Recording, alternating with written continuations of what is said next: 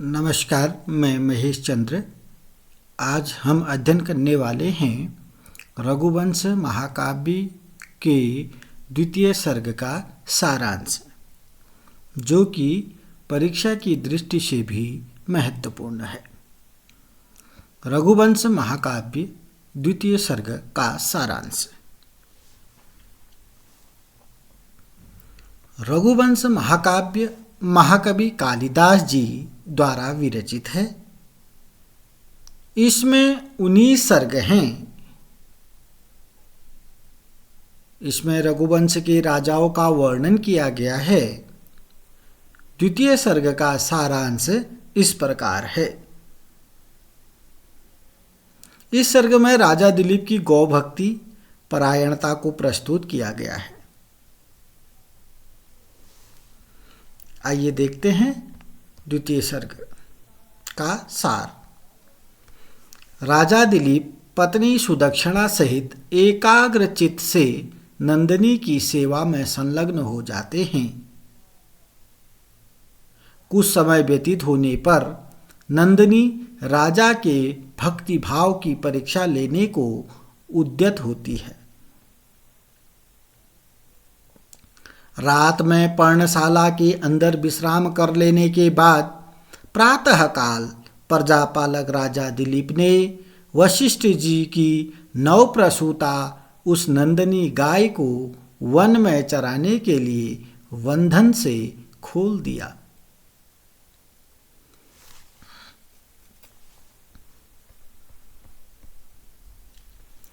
जिसकी पूजा रानी सुदक्षिणा ने चंदन एवं माला से कर दी थी और दूध पी चुकने के बाद जिसका बछड़ा बांध दिया गया था। पतिव्रताओं में अग्रगण्य दिलीप की पत्नी सुदक्षिणा ने नंदिनी के खुरों के रखने से पवित्र धूलि वाले मार्ग का अनुगमन उसी प्रकार किया जिस प्रकार स्मृतियां वेदों का अनुगमन करती है।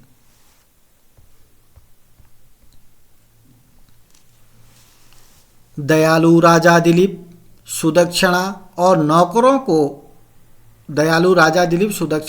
नौकरों को वापस लौटाकर दूध भरे स्तनों के भार से धीरे धीरे चलने वाली नंदिनी की सेवा स्वयं करने लगे।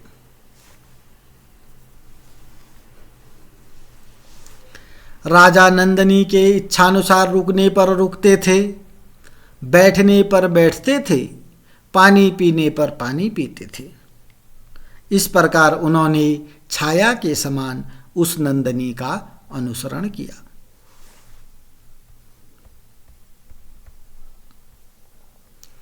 छत्र चामर आदि राज चिन्हों से रहित होने पर भी अपने प्रभावशाली व्यक्तित्व से अनुमान किए जाने योग्य राजलक्ष्मी को धारण किए हुए वह राजा दिलीप ऐसे गजराज के सदृश प्रतीत हो रहे थे जिसकी मद की रेखा अभी तक बाहर प्रकट नहीं हो सकी थी। लताओं के टेढ़े मेढ़े तंतुओं से गूंथे हुए बालों से सुशोभित चढ़ी हुई प्रत्यंचा से युक्त धनुष को धारण किए हुए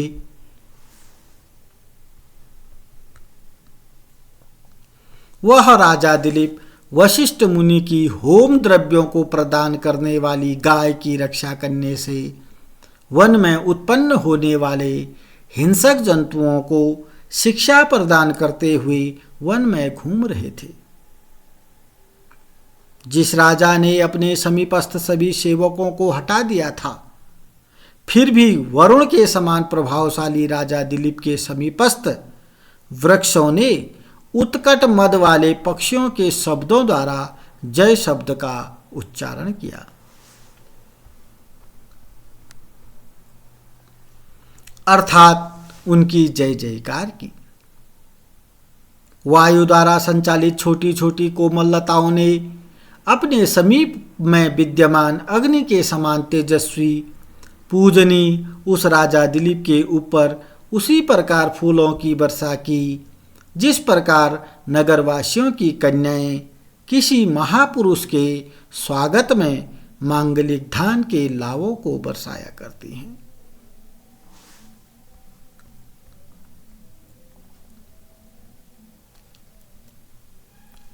छत्र, चामर, मुकुट आदि राज चिन्हों से रहित होने पर भी वे अपने असाधारण तेज से राजा प्रतीत होते थे और प्रत्यंचा चढ़े धनुष को लिए वशिष्ठ जी की होमधेनु नंदिनी की रक्षा करने के बहाने दुष्ट जंगली जानवरों को मानव दंड देने के लिए वन में घूम रहे थे।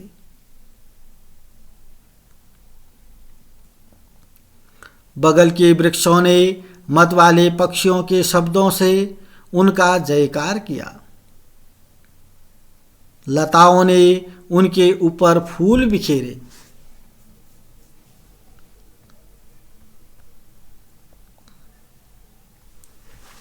हरिणों ने निडर होकर उन्हें देखते हुए अपने विशाल नेत्रों का फल पा लिया। मंद सुगंध एवं शीतल वायु ने उनकी सेवा की और उनके वन में प्रवेश करते ही वन की अग्नि शांत हो गई। शाम हो जाने पर नंदिनी अपने संचार से वन भूमि को पवित्र कर आश्रम को जाने लगी और दिलीप भी वन का दृश्य देखते हुए उसके पीछे पीछे चले।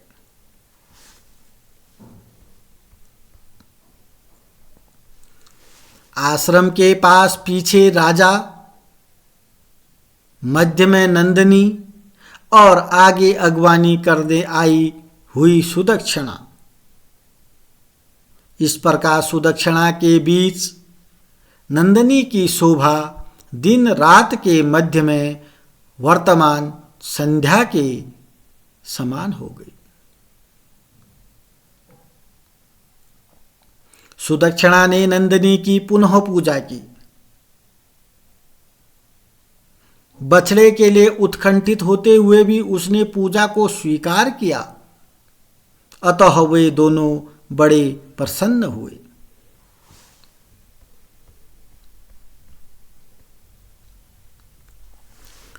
गुरु और गुरु पत्नी को प्रणाम कर संध्या विधि के समाप्त होने पर दूह लेने के बाद बैठी हुई नंदिनी की राजा दिलीप पुनः सेवा करने लगे। नंदिनी के पास दीपक तथा उसके भोज्य पदार्थ रखे हुए थे। उसके सो जाने पर राजा और सुदक्षिणा भी सो जाते थे और जगने पर जग जाते थे। इस प्रकार पत्नी के साथ नंदिनी की सेवा करते हुए दिलीप के 21 दिन बीत गए।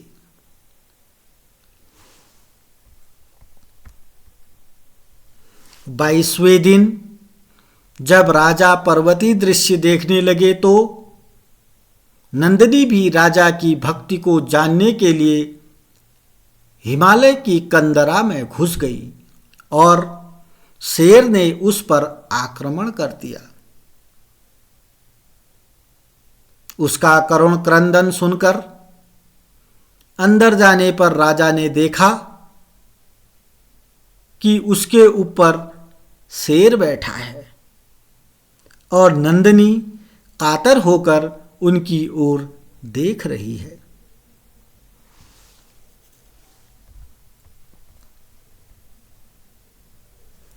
यह देखते ही राजा ने शेर को मारने के लिए तरकस से बाण निकालकर उस पर प्रहार करना चाहा ही उनका हाथ रुक गया और वे चित्र लिखित से निस्तब्ध हो गई। बाद में अपने पुरुषार्थ को व्यर्थ समझकर आश्चर्य में पड़े हुए और मंत्र औषधि के बल से शक्ति क्षीण सांप के समान भीतर ही भीतर छटपटाते हुए राजा को देखकर मनुष्य की वाणी में शेर ने हंसते हुए कहा। शेर ने हंसते हुए क्या कहा देखते हैं। राजन, मुझे मारने के लिए तेरा प्रयास व्यर्थ है। मैं भगवान शंकर का सेवक हूं, जो तुम्हारे भी मान्य हैं। एक बार जंगली हाथियों ने इन देवदारू वृक्षों के वलकल को खुजली शांत करने के लिए अपने कपोल स्थल की रगड़ से छुड़ा दिया था, जिसे देखकर पार्वती जी को बड़ा दुख हुआ, क्योंकि उन्होंने उन्हें अपने पुत्र के समान पाला था।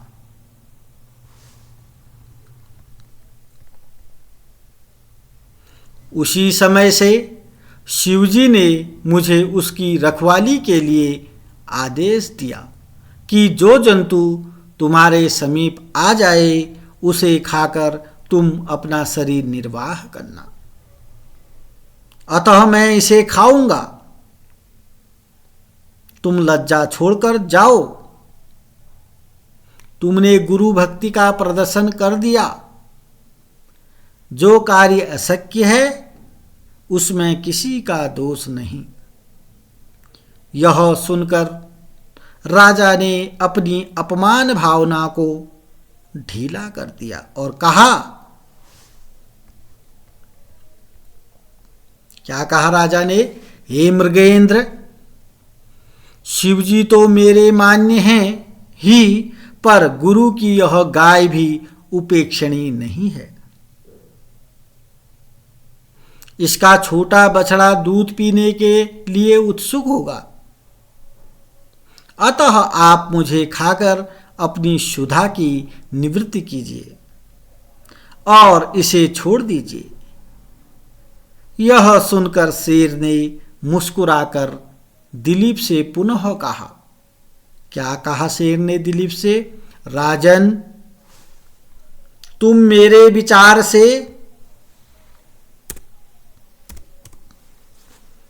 बड़े विवेक शून्य मालूम पड़ते हो, क्योंकि एक शूद्र गौ के लिए इतना बड़ा साम्राज्य, नई अवस्था एवं सुंदर शरीर का त्याग करना चाहते हो। तुम्हारी कृपा से एक नंदिनी मात्र का कल्याण होगा। यदि तुम जीते रहोगे तो अनेक प्रजाओं का पिता के समान निरंतर पालन करते रहोगे। यदि गुरु से डरते हो तो अधिक दूध देने वाली अनेक गायों को देकर उनका क्रोध शांत कर सकते हो। अतः अपने शरीर का त्याग न करो, इस पार्थिव स्वर्ग का भोग भोगो।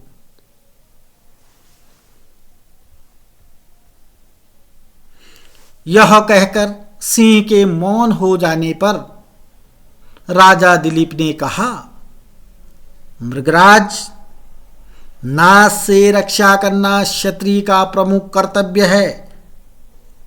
उसके विरुद्ध प्राण धारण से क्या लाभ है? गुरु जी के क्रोध की शांति अन्य गायों के दान से संभव नहीं है। इस नंदनी को कामधेनु के समान समझो।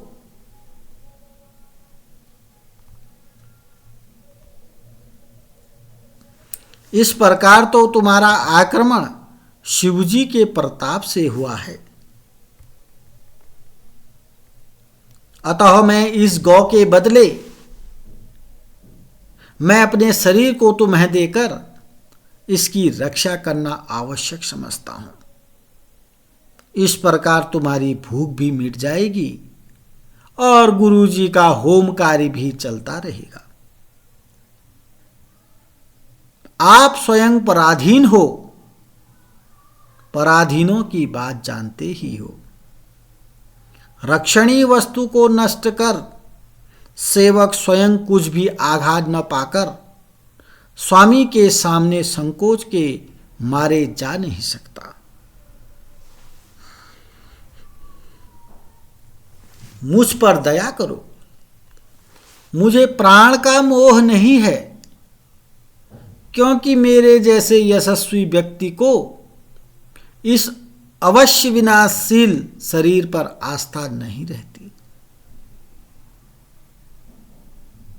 अपना शरीर समर्पित कर गौ की रक्षा करना मेरा परम धर्म है। यही मैं चाहता हूं। विद्वान कहते हैं बातचीत से भी मित्रता हो जाती है। इस प्रकार हम दोनों में मित्रता हो चुकी है। अतः मित्र होकर तुम मेरी प्रार्थना भंग मत करो।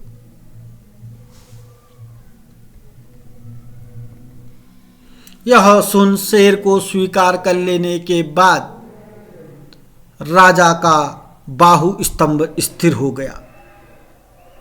उन्होंने अस्त्र त्याग कर अपने शरीर को मांसपिंड के समान शेर के सामने भेंट कर दिया। नीचे मुख किए सिंह के भयंकर आक्रमण की प्रतीक्षा करते हुए दिलीप के ऊपर आकाश से पुष्पों की वर्षा होने लगी और नंदिनी बोल उठी, पुत्र उठो।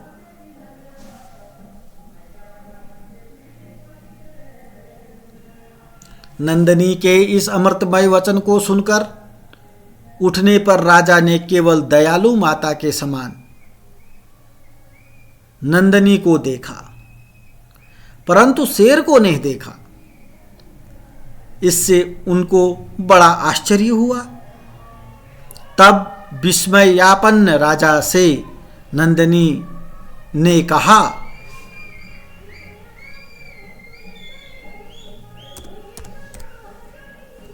वत्स, ऋषि के प्रभाव से यमराज भी मेरा कुछ नहीं कर सकते हैं, तो दूसरे जंतुओं की क्या बात है। मैंने तो माया से शेर बनकर तुम्हारी परीक्षा ली है। तेरी गुरु भक्ति और जीव दया से मैं प्रसन्न हूं।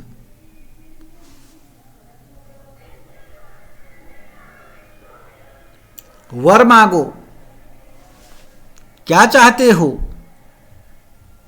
मुझे केवल दूध देने वाली गाय न समझो, अपितु प्रसन्न कामधेनु समझो। यह सुनकर राजा ने हाथ जोड़कर सुदक्षिणा में वंश चलाने वाला पुत्र मांगा। नंदिनी ने तथास्तु कहकर वर दे दिया और पत्ते के दोने में दूध दोहकर पीने के लिए आदेश भी दे दिया। किंतु राजा ने कहा,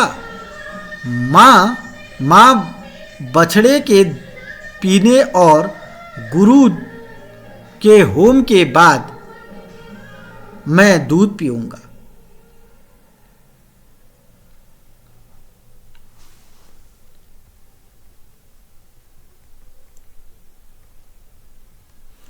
बाद में प्रसन्न हुई गाय के साथ कंदरा से निकलकर राजा ने आश्रम पर पहुंचकर यह व्रत वशिष्ठ जी से निवेदन किया और बड़ी प्रसन्नता से अपनी पत्नी सुदक्षिणा को भी कह सुनाया। यद्यपि राजा की प्रसन्नता से उसका आभास उन्हें हो चुका था, बाद में गुरुजी की आशा से बछड़े और हवन से बचे हुए दूध का पान किया।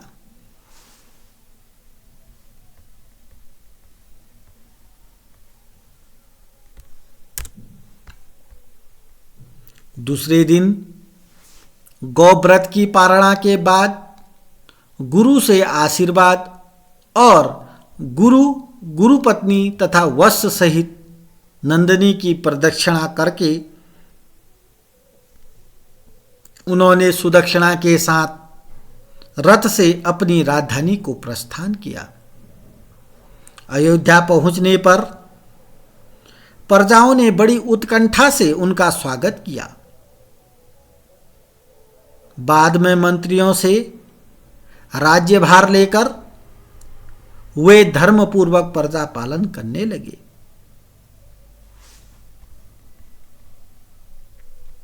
अनंतर जिस प्रकार आकाश स्थली अत्रि मुनि के नेत्र से निर्गत चंद्रमा को धारण करती है और देव नदी गंगा ने अग्नि से प्रक्षिप्त स्कंद को उत्पन्न करने वाले शिवजी के तेज को धारण किया था, उसी प्रकार सुदक्षिणा ने दिलीप के वंशवर्धक गर्भ को धारण किया, जिसमें लोकपालों का अंश भी सम्मिलित था। तो ये था कि सुदक्षिणा ने गर्भ धारण किया। तो कहानी को आपने एक बार सुन लेना है, एक बार देख के पढ़ लेना है, तो आप अलग अलग ढंग से 2-3 बार इस कहानी को रघुवंश के द्वितीय सर्ग के सारांश को पढ़िएगा, देखिएगा, सुनिएगा और समझने का प्रयास करिएगा। रघुवंश द्वितीय सर्ग में बताया गया है कि राजा दिलीप और सुदक्षिणा की कोई संतान नहीं थी, तो वह अपने गुरु वशिष्ठ जी के पास जाते हैं। गुरु वशिष्ठ जी ने उनको नंदनी गाय दी, तो नंदनी गाय की सेवा राजा दिलीप करते हैं। सेवा करते करते 21 दिन बीत जाते हैं। 21 दिन के बाद 22वें दिन नंदनी जो गाय है वह राजा दिलीप की भक्ति को परखने के लिए उनकी परीक्षा लेती है और एक गुफा में चली जाती है, जहां उसको शेर दबोच लेता है। तो इस प्रकार से शेर से बचाने के लिए राजा दिलीप और शेर के बीच वार्तालाप होती है, क्योंकि यह नंदनी के द्वारा किया गया एक परीक्षा ही थी, जिसमें राजा दिलीप पास हो जाते हैं। उसके बाद नंदनी उनको आशीर्वाद के रूप में पुत्र प्राप्ति के लिए वरदान देती है।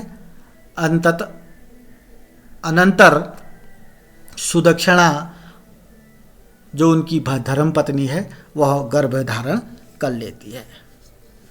धन्यवाद, नमस्कार।